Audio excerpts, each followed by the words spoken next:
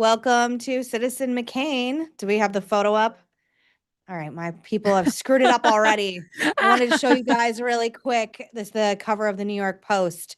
The red apple, Zohran Mamdani, victorious in all his socialism, communism, whateverism So say glory. on your marks, get set, Ism. Zoe. Oh my Yes, for gosh. people listening, it's Marx like Karl Marx.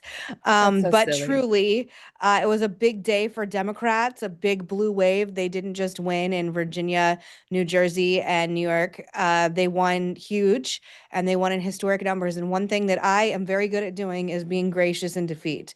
I am not like the MAGA people. I think you have to tip your hats to Democrats when they win. Ultimately, politics is a game of addition and subtraction, and they won this round yesterday. So anyone who is left, center left Democrats, we got some Democrats that watch the show and listen to the show. You should feel good this morning. Miranda, you're not a Democrat, but you're an independent. You may feel good or bad this morning. Oh, wait, a few quick things before we get real into the deep dive into all of this.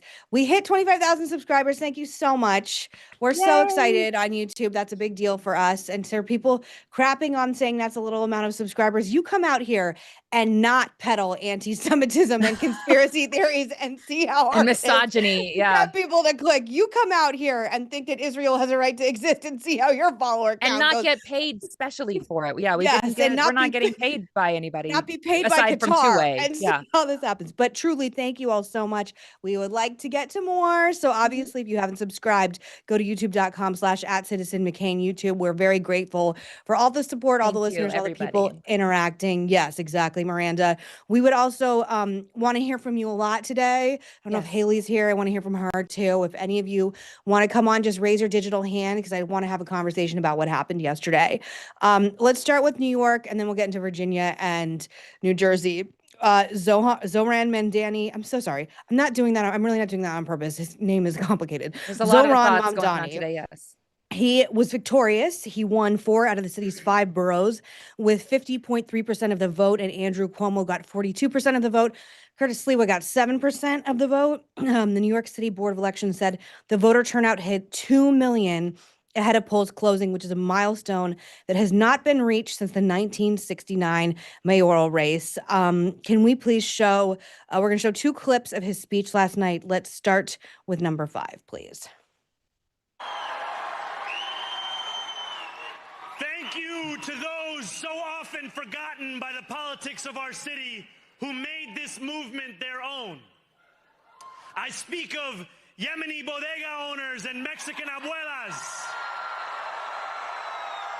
Senegalese taxi drivers and Uzbek nurses, Trinidadian line cooks and Ethiopian aunties. Yes, aunties. To every New Yorker in Kensington and Midwood and Hunts Point. Okay, and he also gave a special shout out to President Trump. Number 4, please. Donald Trump, since I know you're watching, I have 4 words for you. Turn the volume up. New York will remain a city of immigrants, a city built by immigrants, powered by immigrants, and as of tonight, led by an immigrant. Hear me, President Trump, when I say this. To get to any of us, you will have to get through all of us. And I found this speech bombastic, divisive, not like the happy warrior we have seen Mamdani on the campaign trail, who was always smiling, jovial. He said he would never say Andrew Cuomo's name again. I just found it more militant than I anticipated. That being said, I want to show a graph really quick, number 10 of the map of the New York City results. The blue is where, excuse me, where he won. The yellow is Cuomo. New York this is Mamdani country. They wanted this. They have this. This is what they chose. They chose a socialist. He got more than 1 million votes. Yeah, no, it's a royal, wholehearted defeat of and Sliwa. One thing that I also think is interesting, I want to show our friend Amber Duke's tweet number 9. She said he obviously performed well among immigrants, but seemingly not the type he is talking about here. Exit polls show that Cuomo outperformed him with voters without a bachelor's degree and voters making less than $30,000 a year. Put the pieces together, and Mamdani won over the student debt class, not the working class. So I think this is a very important distinction. He actually ended up winning Black voters and white voters, but not Hispanic voters and not Asian voters, which is an interesting demographic shift for a lot of different reasons. And I still think Mamdani is for the I wouldn't say elite because it's not really elite, but people who have graduated college, people who have bachelor's degrees, who have student loan debt. A lot of the people who have moved, I talked to our friend Ryan Gerdusky this morning, who's a New York native and was explaining the demographics in New York. A lot of like your most progressive classmates in middle school and high school, like the purpled hair progressive who loves socialism, they all moved to Bushwick. They all moved to Williamsburg. And now they're all voting in that way. But you see a lot of these demographics of like lifelong New Yorkers who remember the 80s, and he didn't win as much. 50% is a win. It is not a plurality. So I do think that he got 50%, but 50% of the city also didn't want him to become mayor. I think New York, you broke it, you bought it. You own everything about this. You own the economic policies, you own the immigration policies, you're going to own the inevitability of the crime spiking in the city. And I think AOC was on stage with him last night and doing interviews with him last night.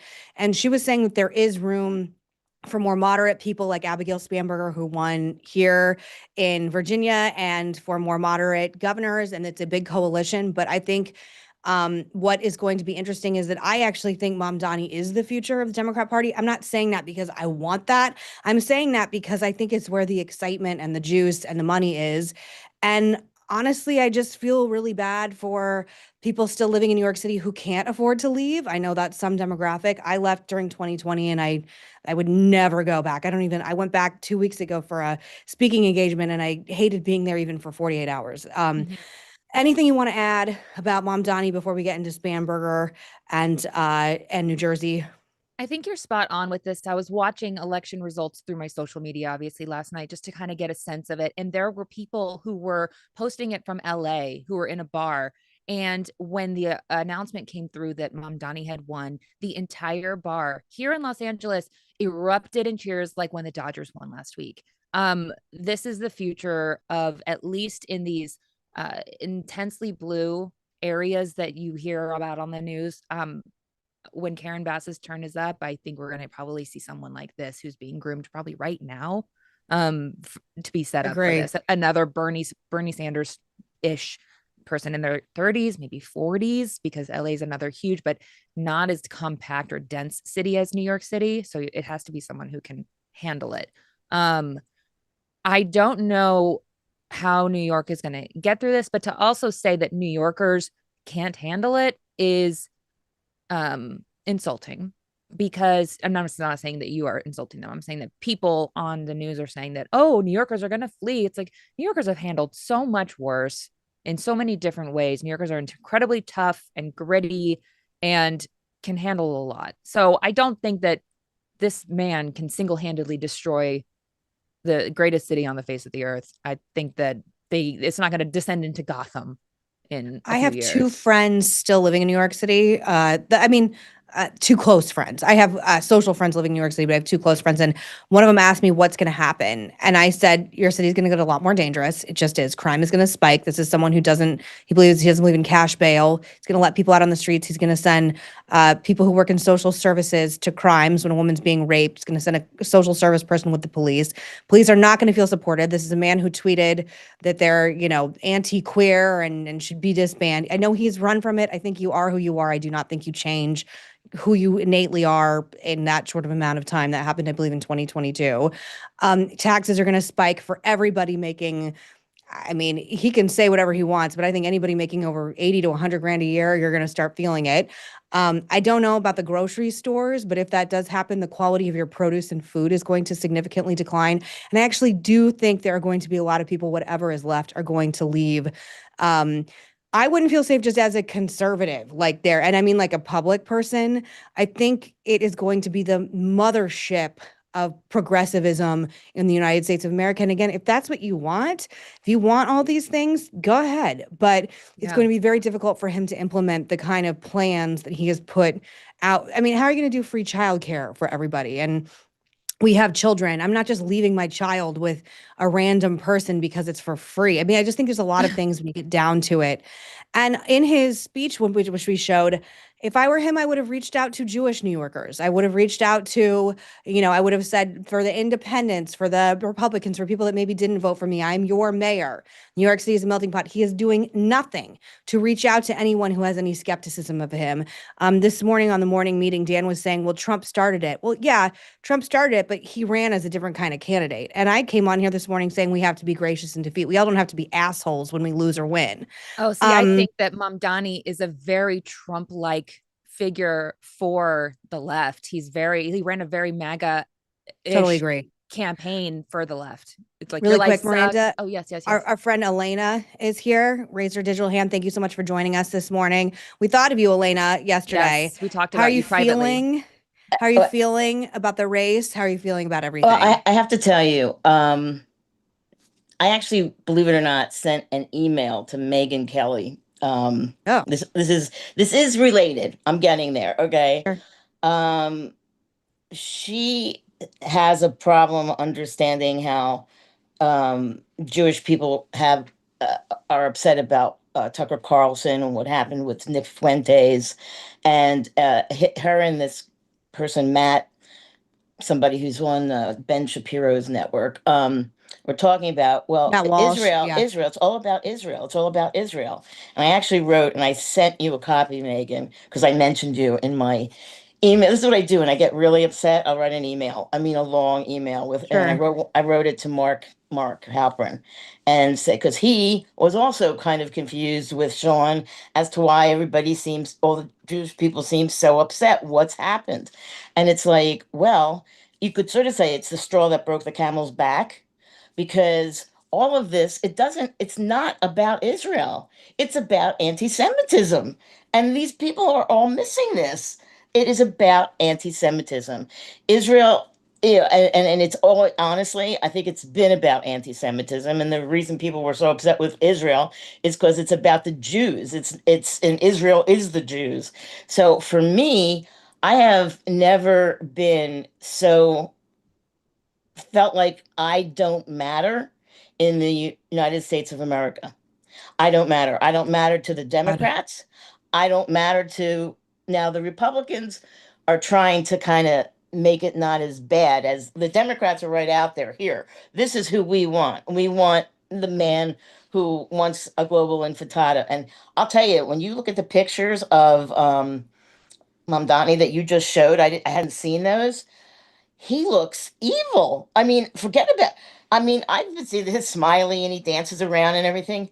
He was looking evil on that. I mean, angry, and I think he does. It is Trump is a good example. I mean, because he looked angry, and because he has such a dark brows and all, it was like, I mean, like, oh my goodness. Can I interject just really quick? Because I think what you're saying pivots towards the Virginia race. As you probably know, and anyone who watches, I was a big fan Yeah. of Winsome Sears. Really wanted her to win. I was really hoping she was going to win. The polling wasn't in her favor, but I can hope. And Virginia, which is a swing state and has been red since I moved here in 2020 when Youngkin won. It in this yesterday in the election, Spamberger won by seismic blue shift and won 95 counties. Only 4 swung to Winsome Sears compared to 2024. Could we show number 11, please, Ashley? This shows the chart of this swing.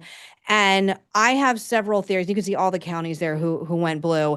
I have a theory on this. I think some of it is obviously I think cost of living is the big thing. I don't think Trump has not fixed the economy. He's down data wise 20 points, 20% when it comes to the perspective. We promised we would fix the economy. The cost of living is way too high for everyone. I think that. But I also think what you're saying, Elaina, is spot on. I think that we are I don't know how to say this in a way that's not vulgar, but we are pussyfooting around with actual Nazis. And good people in this country see it. They're not stupid. When you have Nick Fuentes on your show and you interview him and you decide not to press him on any of the vile insanity that he has said about not only Jewish people, minorities, women, gay people, black people, this is not about cancel culture. This is about human decency and what we think is right and wrong. I was telling a friend of mine, you may not know this. I come from a biracial family. My sister is not white. Just Google what my family portrait looks like. You think I'm going to get on board with somebody who says that about mixed race families? You can go straight to hell, all of you. And I think people are seeing that we are not disavowing it strong enough. I would never do an event with Tucker Carlson. I would sure as hell never do an event with Nick Fuentes. I know there are people who've like interviewed like, you know, Klan members and things like that on like Jerry That's Springer and totally whatever. different. But even then, they pressed them on their like perverted and disgusting and psychotic views. And I agree with you that I think people aren't taking this seriously enough because I do think people are watching. I think people see it and I think they're grossed out by it. And I tweeted when this first started happening, I'd love to see how this polls with independents and center right and center left people. This culture stuff is going to kill us. It's going to kill Republicans and Democrats, where clearly they were smart. I'm not saying this is wholeheartedly what it's about. I'm saying this is an element of our loss. I just don't think that I do not think the United States of America is wholeheartedly anti-Semitic. I don't think we want to be neo-Nazis. I don't think we're going to be people that are going to say interracial marriage should be banned and women should be raped. I just do not believe that is the country we're living in. I don't care if that sounds naive. And I think this stuff that you're talking about, I think it made an impact. I do. I don't want to have anything to do with any of this. And our vice president this morning tweeted, I think we may have it actually, Vice President Vance, he tweeted 3 things about what happened yesterday. And at the bottom, I don't have the exact tweet in front of me. I apologize. But at the bottom, he talks about the infighting. And he's saying, like, we can't be infighting as a party. I agree with him. We can't be infighting. But Tucker Carlson just said that Christian Zionists, me, are the problem. And the worst people in the country are Christian Zionists. So I am a Baptist Oh, he Christian. apologized for that somewhere. Like He that's did? what he does. I He don't does. care. I Like, know. I don't blame you. He was oh, yeah. very Because angry, and he you should have didn't said even it. know he apologized. So the people who agree with him and are going to spread that message and believe in it and continue to roll that avalanche ball down the hill are not going to know he apologized for it either. So that's going to continue. I'm going on a rant, but I just want to say, Elaina and Miranda and anyone who's watching, my heart breaks for the Jewish people who are feeling so unsafe and underrepresented in this country. I have a lot of Jewish friends and just community You want to know members, and it something, is Megan? I'm going to say sure. 2 things about, I think for me, this feels very religious and religious in where Christians are being kind of split and Jews are being split. And it's not good because Christians, I didn't realize that Christians have different sects of Christians have different viewpoints of the Jewish people and how they relate to them. And I'm going to say this, it was very depressing. He was Oren was his name, and he's a previous ambassador from Israel. He sent out an email or to the Jewish people. 42% of the Jews in New York voted for Mamdani. I know. I was actually just going to bring that And up. I have to tell you, you want to know? I mean, so I'm seeing part of it is I heard J.D. Vance, and I hear them talking about we have the Jews are different. J.D. Vance did say that at this thing. He said, "Well, the Jews believe differently than we do. We have a Christian God." I mean, it was just like I couldn't believe he said this. I mean, so what is it? We have a Christian nationalist country. Is that what we have? Little Rhode Island here. It was it had President Washington wrote a nice letter to. They say it's the first Orthodox synagogue. It was here in Rhode Island. I don't know, and he wrote a very nice letter. This country was built on pluralistic religion. That was the point. It wasn't going to be a religious country. All religions were going to be are welcomed here. And it feels right now that there's a tug about like, well, Christians are or what the country is, the country's religion, and but only certain Christians, because if you are Zionist Christians, you're not really part of us anymore. And the Jewish people are busy not really seeing what's really happening here. 42%. I mean, the most amount of Jews in America is in New York City. Well, that is, I think, a question about demographics going forward for Democrats and Republicans, because as you said, the support of Israel, even among the Jewish community, is flatlining. I do not know the answer to this problem, but I do know I will never, I'm not a Democrat. There's just so many, I'm pro-life. There's so many reasons I would never vote for a Democrat, but I feel I have felt isolated and rejected and disrespected in the past few weeks with so many people targeting people like me who are not Tucker Carlson fans. Obviously, I think Nick Fuentes is garbage.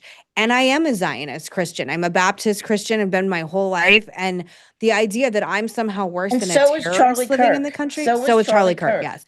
who So, everybody's trying to replace.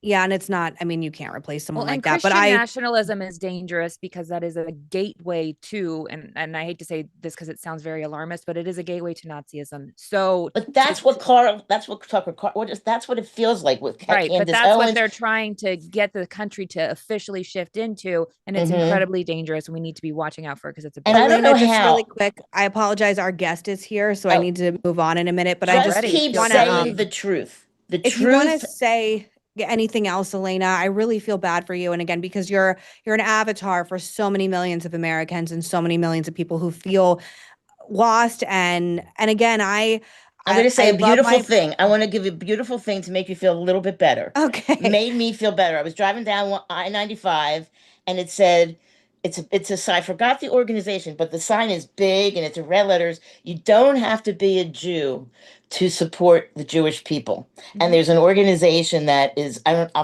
I'll try to find out what it is. Isn't that beautiful?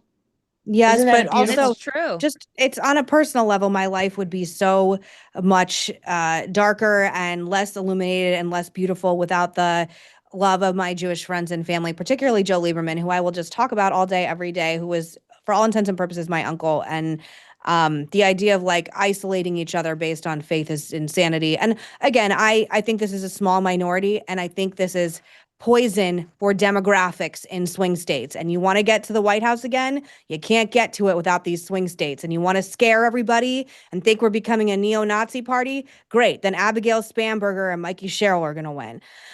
Thank you, Elaina. Come speak to Okay. us anytime. We're All with right. you. Don't feel like you're alone.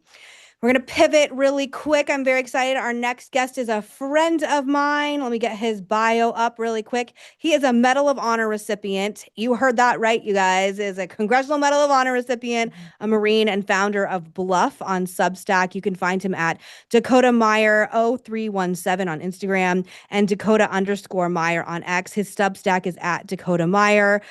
Dakota, you are also, I understand, you reenlisted in the Marine Corps and you are the only living Medal of Honor recipient currently serving. Why Wow. did you decide to do that? And you're also my friend, but just really quickly, what made you decide to reenlist in the Marine Corps? That's a big thing to do at this stage in your career. Yeah, look, I think that, well, thank you for having me on. It's so awesome to finally be here. I watch your show all the time and I love you Thanks, to death. So Dakota. it's like it's great to be here. I think for me it was like an important, I think right now having daughters, obviously I love this country with every moral fiber of my being, but for me, the bigger piece was my daughters, right? Like they weren't, I didn't have them when I was serving, and there's a couple other aspects to it, but more importantly, I wanted my daughters to grow up knowing that people like Marines existed by knowing them, not by reading about them, and to call them their aunts and uncles of all people. And so, like, being able to wear the nation's cloth, and I had more to give. I had more to put on, more to give, more to put on the line, more to give this country. And so like going back and getting to wear the nation's cloth, it's truly one of the biggest honors that I've ever had to be able to do that again, and for the country to allow me to do it. Dakota, do you ever hang out with other Medal of Honor winners? I do, not often, no, right? I mean, we don't, other than the medal, we don't really have a ton in common. Like I talk to them a lot. They're all great guys. I mean, the guys that wear the medal are, a lot of them were the guys that I grew up reading about and trying to live up to. They're larger than life, and every time I stand around them, when you look at the Pat Paynes, the Earl Plumleys, the Kyle Carpenters, all those guys you're just talking about. I mean, Kyle Carpenter jumped on a grenade, right? I can't compare to Yeah. anything that they did. They're just incredible people. Yeah. Well, we thank you for your service. But like I said, Dakota's also a personal friend of mine. We may have had dinner last night with another friend. Dakota, while we were at dinner, Democrats had a big night, Republicans had a bad night.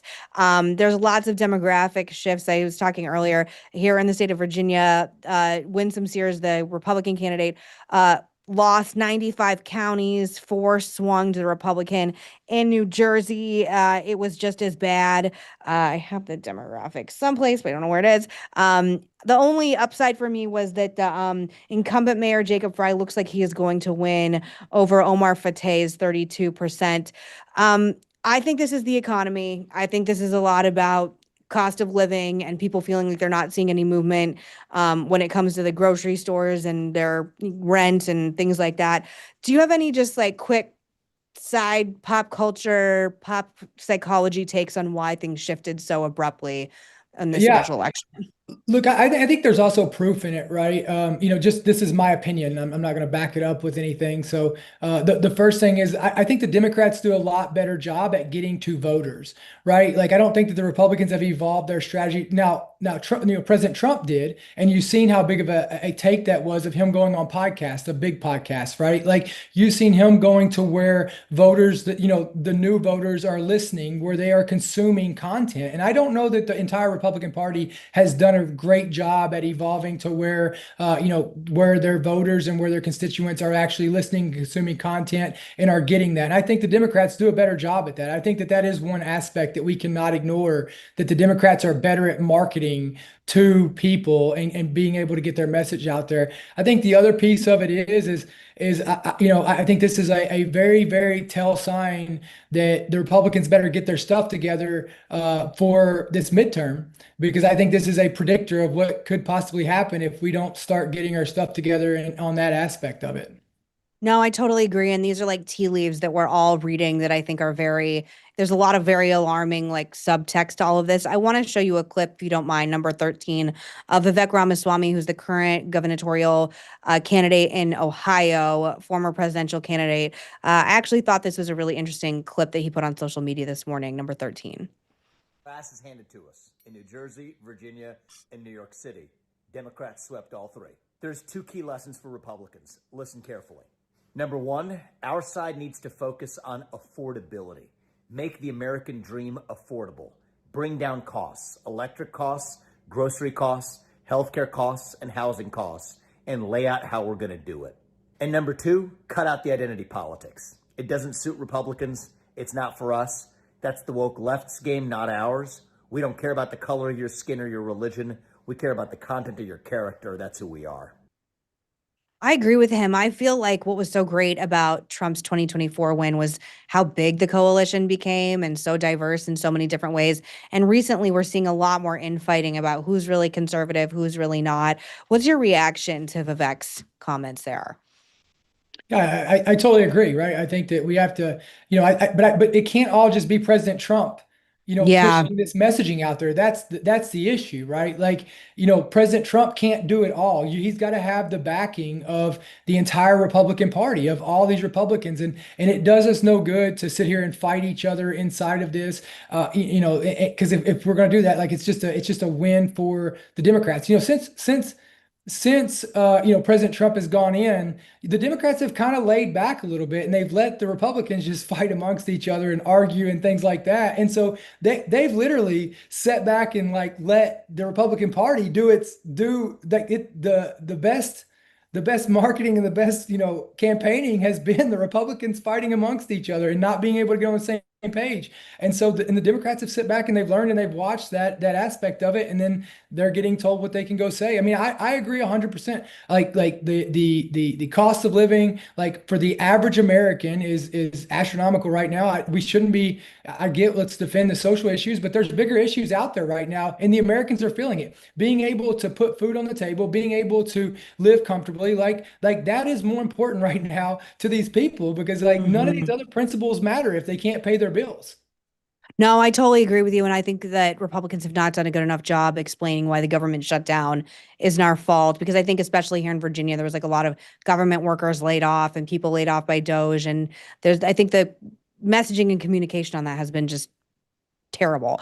Is there anything else you want to say about the election? We've got a bunch of hot topics to get to with you if you want, but is there anything else you want to say just about this moment?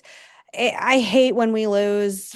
It's not fun. I mean, I'm really midterms. How yeah. can the Republicans fix this ahead of the midterms? Because Yeah. I think that this is just a referendum on a lot of stuff Trump's been promising, and it just looks really bad when the House has been out for all this time. There's not been a release of the Epstein files. A lot of campaign promises have just not been followed through with. So, what can be done to maybe make Republicans win next year?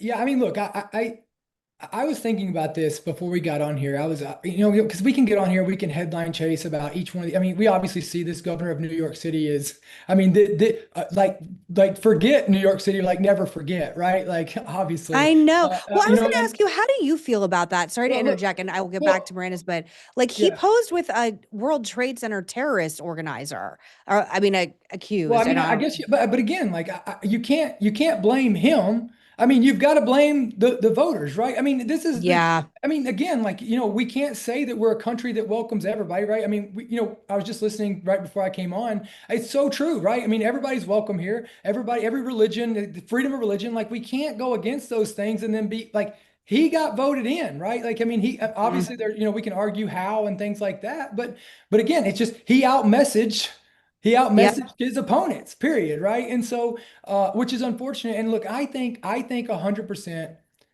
I truly believe this. I have I got a lot of friends that are Democrats. I do not believe, here's what I think is going to have to happen for Republicans and Democrats. Both sides are going to have to police their own parties. They are going to have leaders that are up there that represent the needs of the everyday American, the majority of their constituents, and they're going to have to start holding them accountable. And there's a couple ways to do that. Obviously, we can say by voting, but you look in New York City, you didn't have any good options, right? Like we see all these elections go. So like we're going to have people across the country that represent people, and they're going to have to start standing up and be willing to lead, right? I mean, we're going to have good leaders start standing up and be willing to go and fix this country. We can't just talk about it. We're going to have to be about it, and we're going to have to be willing to put it on the line. That is the first thing that's going to have to happen. But I think that, for the Democrats, I don't believe that when you look at these leaders, and we're all trying to hold on to these parties, and we're all trying to, and I get it. I get some principles of it, but do we all right now, let's think about this. The majority of the Republican Party or the Democrat Party, do we feel like right now that these leaders, truly the majority of our leaders inside of these parties, right now, let's all three answer this question. Do we feel like they represent who we are as people? Do we feel like they do a great job of who we all are, represent, and our problems that we have? I can say 100% no. No. You got a few. There's a few people I like. I'm saying the leaders. Yeah, the leaders. An 80-year-old billionaire. No. Yep.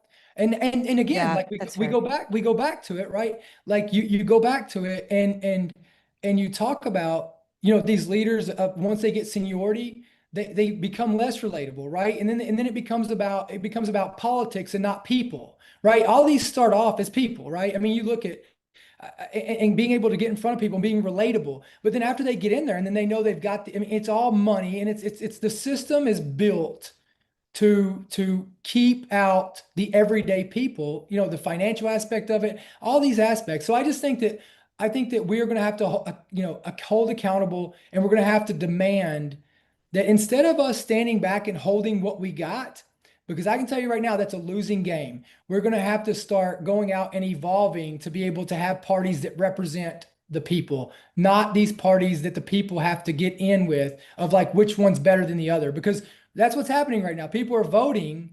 They're not voting for anything. They're voting against everything, and that will never prevail. And that's why Mamdani's messaging was so effective in New York City, because there were no other options, but also I think it would have been effective had there been a good Republican. It just wouldn't have been their year. Yeah, because the messaging, all these leaders out there right now, they're not talking about what they're gonna do. They're talking about how everybody else is doing it wrong. Right. Yeah. Like again, you don't hear anybody dealing hope.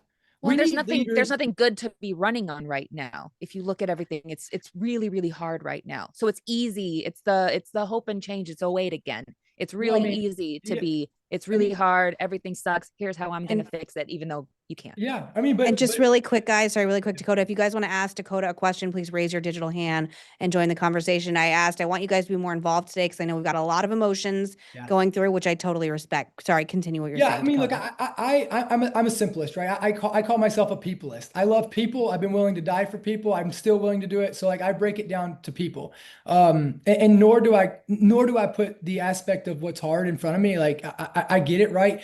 The American spirit is the impossible, right? I always go back to we've got to stop messaging the problems, and we've got to start really just starting conversations that is solution based. And I got it. We might not know the solutions, but I also believe that those shopkeepers in Concord, Massachusetts, I don't think that they knew the solutions either or what it was going to look like. But I believe that they believed that they were willing to stand on principle and they were done putting up with what it was. And I believe that they thought that if each one of them would stand up and fight for something, and they would fight towards something and for something, then, the American spirit was born. I don't think that any of those 80 knew that, right? And I think we've got to have leaders that deal hope to people instead of these extinctionist mindsets of problems that are so big that we can't do anything about it, that leaves us nowhere.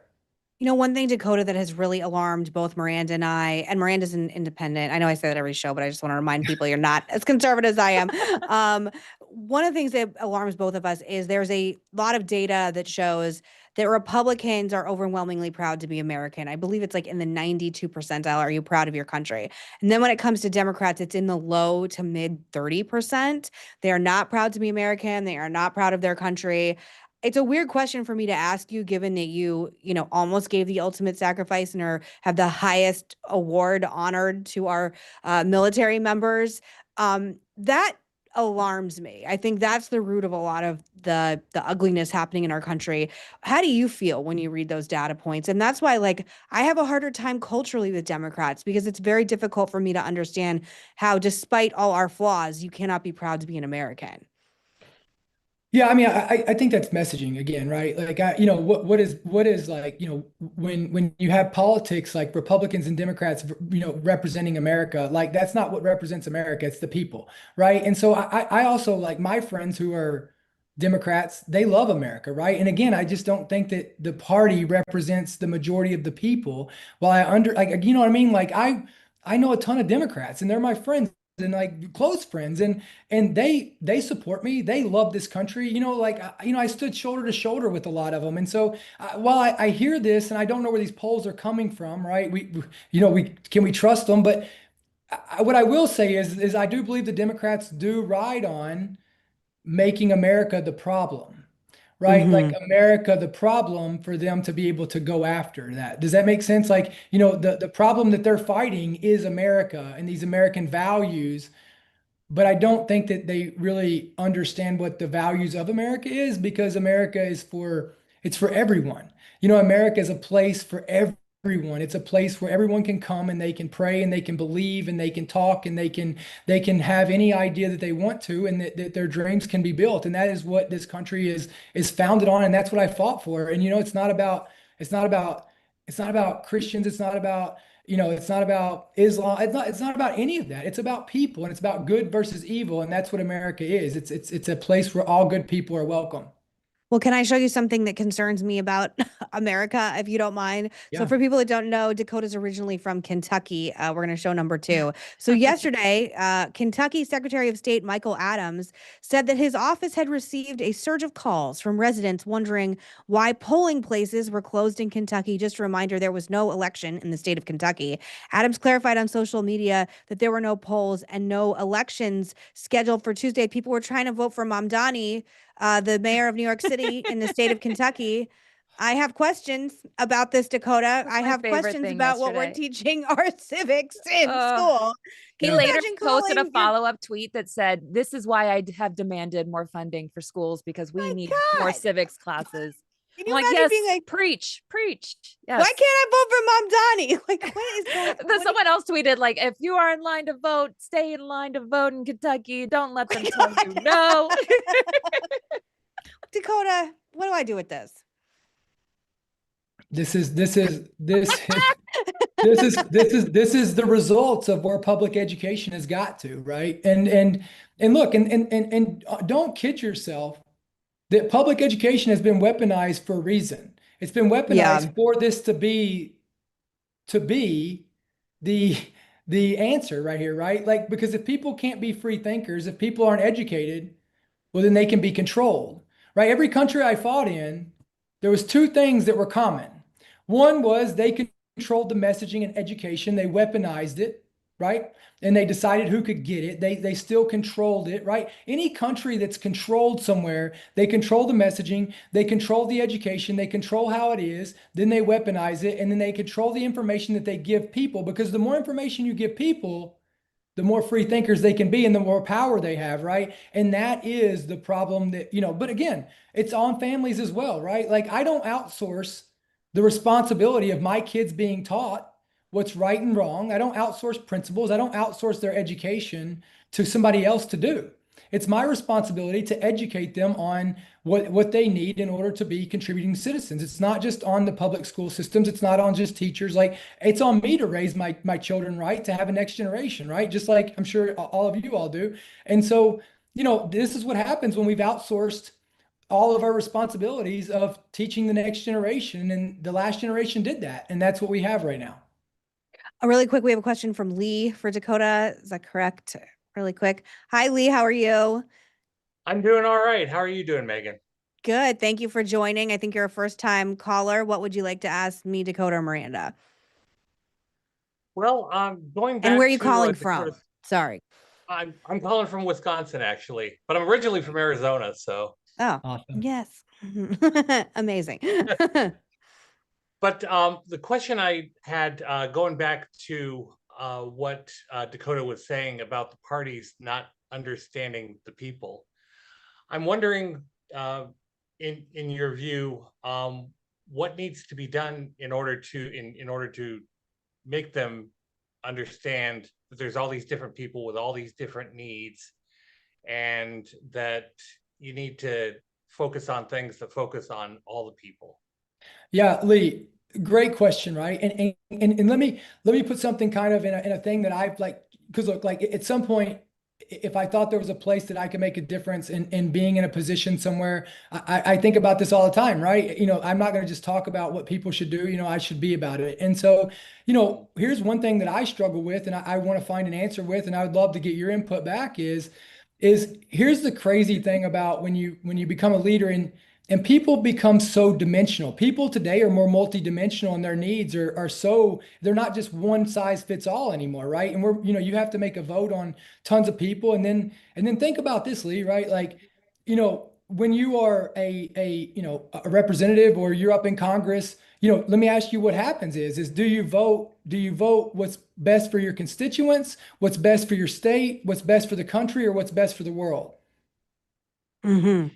And you see Yeah. and so like I think what we've got to do, one thing that I would do if I ever got into a position where I wanted to run is I would 100% make sure that I was on the streets and I was going around. And first off, I would never get, it's easy to build your own bubble sometimes and to build your own echo chambers. Like, I wouldn't just go listen to people that supported me. I would want to go get in front of people that don't, and I would want to figure out why, and I would want to genuinely care, and I would want to try to understand them in every aspect that I could so that I could represent them and to come up with solutions. Not just me coming up with solutions, but us as a community coming up with solutions right back. I'm so tired of watching these leaders not do that. Not also give the people something back that they can do also to have skin in the game on behalf of this. One idea that I had gave a congressman at one time, and I quit talking to him after this because he wasn't interested, was I would want to build something to where anybody who wanted to vote or was in my district, I would want to try to educate them on the bill that I'm voting on. And I would want to get a poll back on how they thought I should vote on that. So I would know instantly, real time, so that people could have skin in the game, not just a place where they were just complaining about it, but a place where I could try to let them understand my viewpoint, where I was coming from. And I think people deserve that. The people that vote for any of our leaders, they deserve that type of transparency that not just these echo chambers. So while I think it's complex, I'll tell you this, Lee, I do 100% believe that it is doable when people want to do it. Does that make sense? Yeah, it does.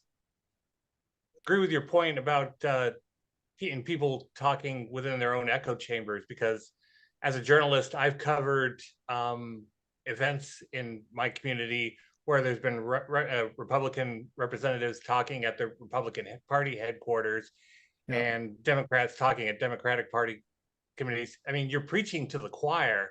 What you need to do in order to win, in order to sway people that you're the best choice to represent them, is to go to places where you can talk to all the people, not just the ones that are buzzing in your ear. Oh, you're doing the right thing. Oh, you're doing the right thing.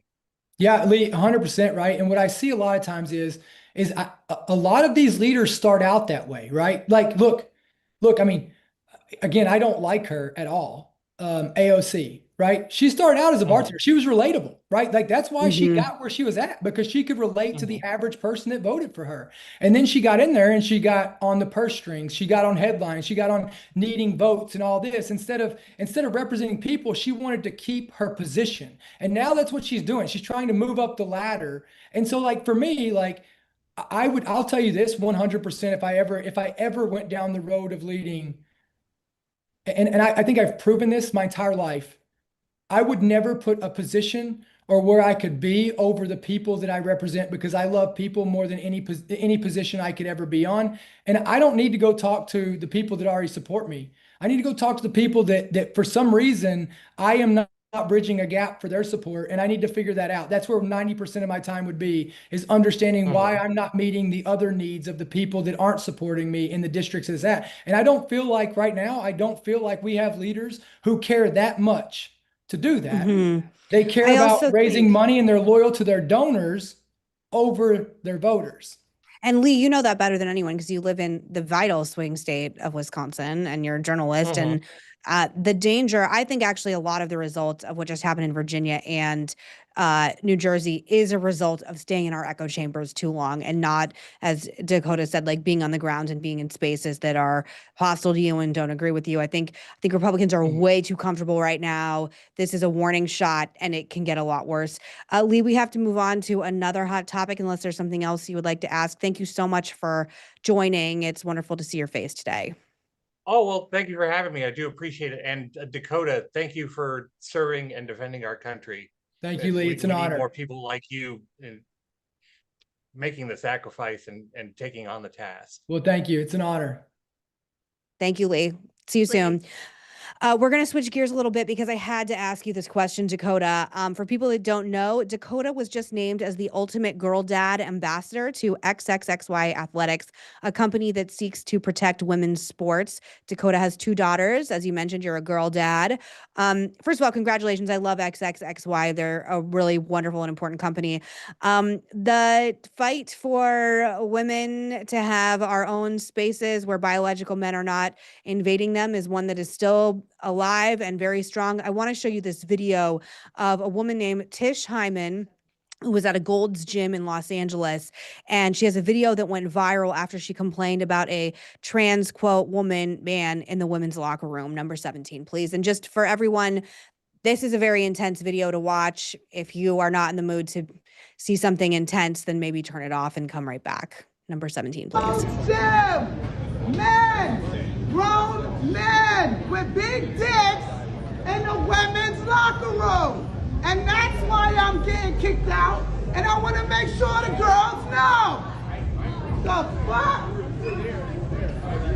Everybody saw that man in the fucking locker room. No one's saying shit. And I'm fucking done with it. It's fucking stupid. It's dangerous. Me naked in front of a man without my permission. I ain't the one who gets kicked out the gym, y'all. I'm terminated for not wanting men in the locker room. So Tish actually had the police called on her and they removed her from the gym, which brings another level of insanity to this. She also made several follow-up videos, including the fact that she has experience with sexual violence herself. My take on her reaction there is this is obviously a trauma response.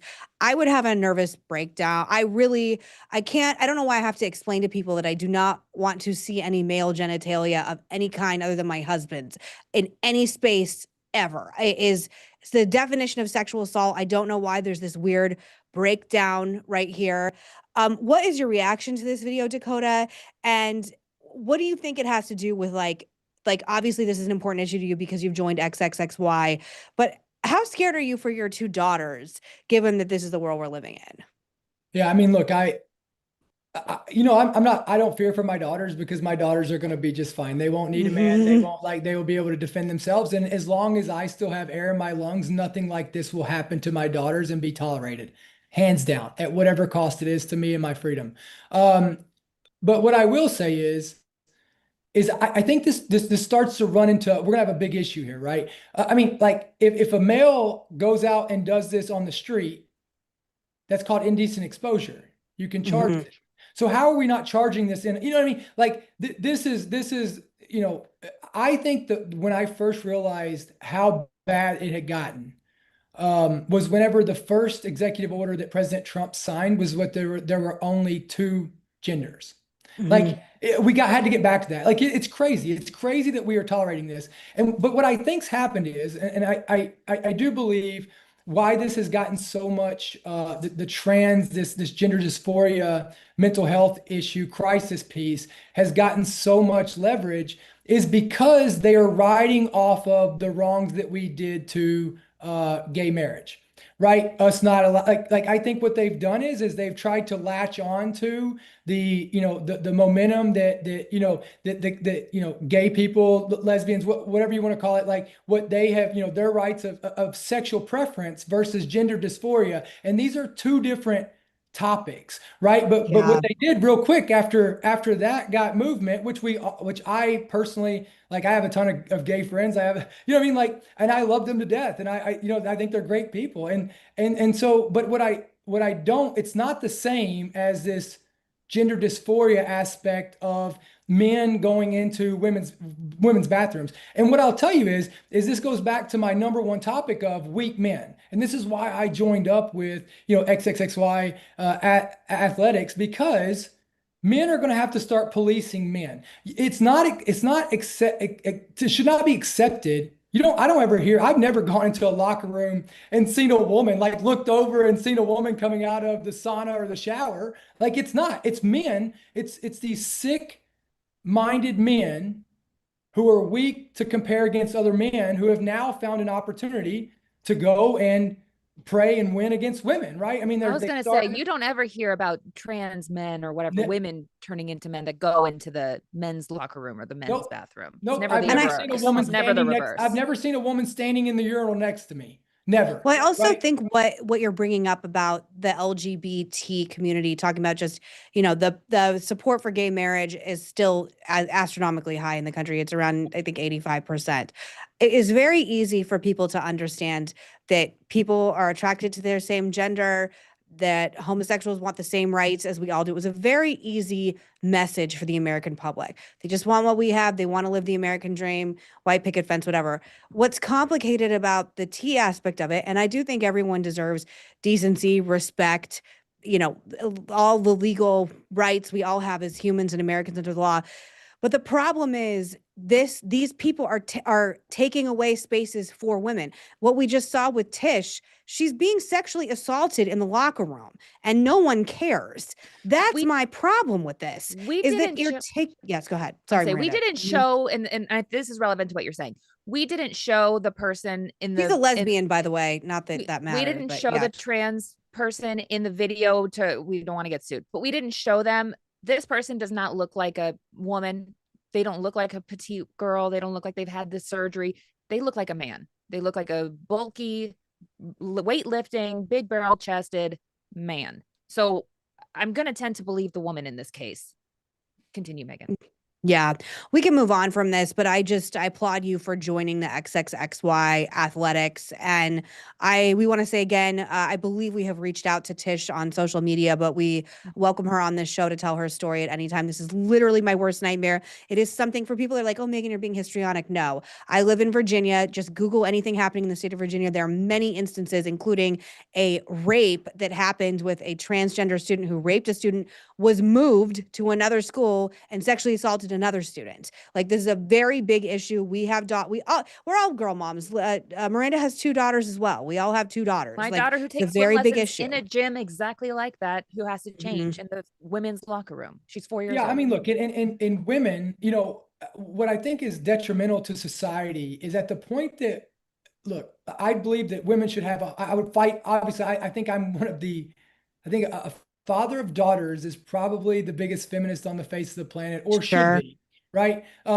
But I refuse. My daughters are not equal to men. They are way more valuable than men, right? Mhm. They should have equal rights, but they should never have equal value. Anything that carries life, makes life, and raises life should absolutely not be valued at the same as something that doesn't, right? And like, you can't get out of this science. And I'm not, I hear people all the time like, oh, you're just such a small thinker, this and that. And no, it's not. It's reality, and it has to be protected. It has to be. We can't change the truth of it. And I do believe that all of this was 100% built up by weak men. I mean, men have gotten so weak that what they're doing is they're now having women fight amongst each other to justify them being in women's sports. I mean, think about this. Think about this. Like, the history of of what women have had to fight for to get equal rights, to be able to go out and to be able to do anything that they do today, to have what they have, and now we're trying to erase the words of what they are, and we're trying to erase truth, and that is not right. And I can tell you, every country that I fought in, there was 2 things that we've talked about on here that were common: was education and how they treated their women. And I'll tell you right now, none of the countries I fought in respected their women. Their women were treated as objects, or they were equal. And I can tell you, the day we stop valuing our women is the day that society will absolutely fall. That's an incredible statement, and I wholeheartedly agree with you. We are going to move on to our next topic, but I really appreciate all the support you give to this cause, Dakota. More men should, and we really appreciate it. We're going to totally switch gears here. This is something Miranda's extremely interested in because she actually watched this. So I know Dakota is a big Kardashian fan. I'm lying. I don't think you care about the Kardashians at all. But Kim Kardashian has a new show with Ryan Murphy. It's a legal drama called All's Fair, and it opened up to absolutely just trash reviews from critics. This is her first leading role. It actually has like a all-star cast, like Glenn Close, all these famous actresses are in it. It has a 0-star review all across the board. It has a whopping 0%, 0%, 0 on Rotten 0. I mean, Ashley, it's crazy. And critics are calling it unsurprisingly dull, unmitigated disaster, and the worst show ever put on television. Miranda actually watched some of it last night. What? How did Ryan Murphy and Kim Kardashian screw this up so badly? Oh man, I watched Dakota's eyes glaze over when you got Yeah, into Dakota this. doesn't care about this. I'm sorry. You can I don't know pop why off you're if you making him need hang to. on for this. Okay, let me get into it because I watched the first 3 episodes of this. I didn't just watch the God, first Miranda. one. I watched all of it. I had nothing else to do. So I'm going to tell you this, and I hope I don't lose all respect, but I liked it. And that's What? Yep, I liked it. Look at Dakota's face. It was What? so bad. It was Meghan. I sent you the text when I was watching the very first episode, and it was horrendous. It was so bad. And I think that that's what these critics got, was the very first episode, because the first one was garbage. Like, Chat GPT wrote it. It was so bad, horrendous. But then it does get better, and it does get better. And these more people start jumping into the cast, and their storylines start to develop. Like, Naomi Watts is excellent in it. Glenn Close is in it. She's fantastic. Ed O'Neill is in it. He's fantastic. Judith Light pops in. She's excellent. So many great people are in it that it really does drown out the Kim Kardashian of it all. And then her storyline does start to get really good. And there's some excellent shade thrown at Kanye West. If you're a Kardashians fan, you can start to see through like really weird filters that she does. I can't recommend subject it. Dakota to this anymore. Jessica Simpson What? pops in with some really weird prosthetics. Do we want to say goodbye to Dakota? Yeah, Dakota, we're gonna let you pop off because you just look like you're in hell. It's He all wants to right. kill himself. Yeah. Dakota, I want to thank you so much for coming on. Where the show's about to end, we just have to do one more thing after. Thank you so much. But you can find Dakota on X at Dakota_Meyer and your Substack Dakota Meyer, and on Instagram Dakota Meyer 317. Dakota, thank you so much for coming on, taking your time today. I know you're extremely busy, and come back anytime. It's wonderful to talk to you. Thank you so much. Good seeing you. Have a good day. Have fun Thanks, talking about the Dakota. Kardashians. Watch all He doesn't give one chance. shit. It's fine. I was like, he's got to pop off. I'm sorry. See ya. Thank you. Bye. Bye, Dakota. I'm not going to be watching that Kim Kardashian show, but I Sarah 0%. Paulson is excellent. It's crazy. The show is really good. I'm just gonna tell you. I'm putting it out there. Give it a All chance. right, Miranda's a supporter. Okay. One quick. I was just need to do disappointed when some- I got to the end of the 3rd episode and there wasn't another one that was ready to go. I know Ashley's laughing. I was bummed out. I was so skeptical. Miranda's and I not a texted good. you. You watch anything. I say that No, with love, but are like you I don't know. kidding me? I will You'll not watch anything. You will watch. I'm sorry, my love. You will watch anything. Try There's some me. stuff you like that like you liked Hocus Pocus too. Okay. Like I watched it. I watched it the one time and I said it's okay. It's fine for the kids. I haven't seen it again since. Calm down. Really quick, one thing we are going to be doing though, Miranda, just a little housekeeping. There's a new show called Death by Lightning that is premiering on Netflix. Oh, we have been looking forward to this. Yes, it is the true story of President Garfield, the reluctant 20th president of the United States, and Charles Guiteau, a man who was not only Garfield's greatest admirer, but also his assassin. He assassinated him and killed him. I'm not giving away the show. This is a part of American history. It has Michael Shannon in it. It has incredible cast. Yes, Matthew McFadden. Not South Park. We love him. I think we have the trailer. Do we not have? Oh, all right. Do we have the trailer? That's we're not allowed to show the trailer. We wanted to show the trailer, but we're worried about being sued. We're not allowed. Go watch the trailer on YouTube, everybody. Miranda and I are going to watch it. The show is going to watch it. Ashley has to watch it. It's required for this show. We'd like all you to your watch homework, it. everybody. Yes, this is your homework. We're going to start doing one of the things that has been proposed to us by some people who work at this network is that we should start doing more integrated. Well, we wanted to do a watch together show. And so this was recommended to us was let's watch the Garfield show together. So we're going to watch we feel the like Garfield this show is together. a good synergy of entertainment and we politics. were going to make you guys together. watch All's Fair together, but then Meghan said no. So we're not going to make you guys watch All's Fair. Yes, I don't want to watch All's Fair, but I'm very excited. So Death by Lightning on Netflix, and it premieres this Friday.